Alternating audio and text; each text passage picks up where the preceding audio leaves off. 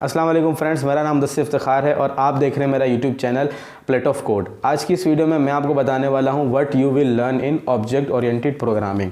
Basically इसको हम short में बोलते हैं ऊप, और इसके कुछ लोग बोलते हैं ऊप के कॉन्सेप्ट क्लियर होने चाहिए। तो ये सारी चीज़ें क्या होती हैं, अब आपने पढ़ना स्टार्ट कर रहे होते हैं तो आपको नहीं पता होता कि इसमें आप क्या पढ़ने वाले हैं। तो बेसिकली मेरी सीरीज़ चल रही है। इससे पहले वाली वीडियो में मैंने बताया था कि प्रोग्रामिंग फंडामेंटल में आप क्या पढ़ते हैं। तो आज की इस वीडियो में मैं बताने वाला हूँ कि ऊप में आप क्या पढ़ते हैं। तो बेसिकली ऊप जो है वो समझ लें आपका सेकंड स्टेप होता है फंडामेंटल के बाद। तो इसमें क्या होता है, अब आपको सिंटेक्स क्लियर है, आपको डेटा टाइप चीज़ें क्लियर हैं, फंक्शंस क्लियर हैं, ये सारी चीज़ें आपकी बेसिक चीज़ें क्लियर होती हैं। अब यहाँ पर आप आके क्या पढ़ते हैं, यहाँ पर आके आप सबसे पहले जो इसमें मेन चीज़ होती है वो इसके कॉन्सेप्ट हैं, जो कि होते हैं polymorphism, inheritance, encapsulation, abstraction. Basic तो ये चार हैं, लेकिन इसके अंदर और भी सारी चीज़ें हैं, एग्रीगेशन है, कंपोजिशन है, मेथड है, क्लासेस हैं। सबसे मेन जो है इसमें क्लासेस हैं एंड ऑब्जेक्ट्स हैं। इसके अलावा अगर हम बात करें, इसमें एक्सेस मॉडिफायर्स होते हैं और भी बहुत सारी चीज़ें होती हैं जो इसको यूनिक बनाती हैं।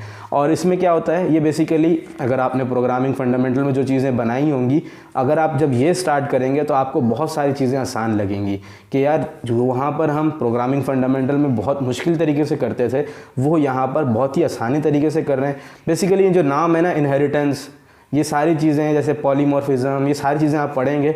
मेरे पास टाइम कम है, इस वजह से मैं आपको सिर्फ बता सकता हूँ कि इसमें आप पढ़ेंगे क्या, लेकिन ये नहीं बता सकता कि ये क्या चीज़ें हैं। अगर आप जानना चाहते हैं कि ये क्या चीज़ें हैं तो उसके लिए आप कमेंट कर सकते हैं, मैं उस पर एक अलग वीडियो बना दूंगा या उसकी भी एक सीरीज़ चला सकते हैं हम। तो बेसिकली ऊप में क्या होता है, आज की वीडियो का टॉपिक यही है। तो हम देख लेते हैं कि ऊप में आप क्या कर सकते हैं। जैसे मैंने आपको बताया, ये 4-5 चीज़ें हैं, इनहेरिटेंस, पॉलीमॉर्फिज्म, एब्स्ट्रैक्शन, इनकैप्सुलेशन और ये सारी चीज़ें। अब मैं आपको बात करता हूँ कि इसमें कौन सी लैंग्वेज आप पढ़ सकते हैं। तो अगर लैंग्वेज की बात की जाए तो इसके अंदर जो सबसे ज़्यादा पढ़ाई जाने वाली लैंग्वेज है वो है जावा, और इसके अलावा सी शार्प। तो यही दो लैंग्वेज मैंने देखा है ज़्यादातर टीचर्स इसको पढ़ाते हैं। कुछ पाइथन भी पढ़ा रहे होते हैं, लेकिन पाइथन में इतना खास आप कॉन्सेप्ट क्लियर नहीं कर पाते जितना आप जावा और सी शार्प में आपके कॉन्सेप्ट क्लियर होते हैं। तो आप इसको बड़े ही ध्यान से पढ़ें इस कोर्स को, क्योंकि जब आप इंटरव्यूज़ देने जाते हैं तो ये कोर्स आपका वहाँ पर हेल्प आउट करता है। लाइक जो क्वेश्चंस होते हैं वो यही सब पूछे जाते हैं कि इनहेरिटेंस क्या है, एब्स्ट्रैक्शन क्या है, और क्लासेस क्या होती हैं, ऑब्जेक्ट्स क्या होते हैं। तो आपको ये चीज़ें अपने माइंड में क्लियर करनी है।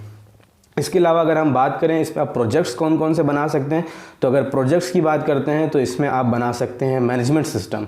लाइक जो मैं ये कोर्स पढ़ रहा था तो मैंने बनाया था बैंकिंग मैनेजमेंट सिस्टम। इसी तरह मेरे जो कोलीग्स थे, किसी ने बनाया था railway management system, library management system, इसके अलावा book selling store management system, pizza management system. जितने भी मैनेजमेंट सिस्टम होते हैं ना, वो बेसिकली आप इसमें बना सकते हैं। और इसके अलावा अगर हम इसमें UI की बात करें तो इसमें एक चीज़ होती है ग्राफिकल यूज़र इंटरफेस, यानी GUI।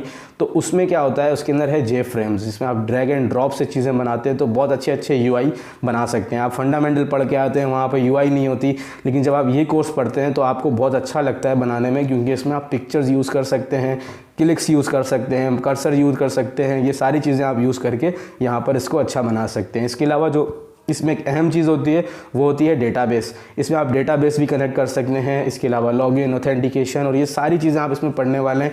तो फिर आप इस कोर्स को ध्यान से पढ़ें ताकि ये आपके कॉन्सेप्ट आगे तक काम आएंगे। तो उम्मीद करता हूँ कि आपको समझ आ गया होगा ऊप क्या होती है, ऊप में आप क्या पढ़ने वाले हैं। तो अगर कोई सवाल रह गया तो आप कमेंट में पूछ सकते हैं। इसके अलावा मेरी नेक्स्ट वीडियो तक आप वेट कर सकते हैं। मेरे चैनल को सब्सक्राइब कर लें। वीडियो देखने के लिए बहुत बहुत शुक्रिया।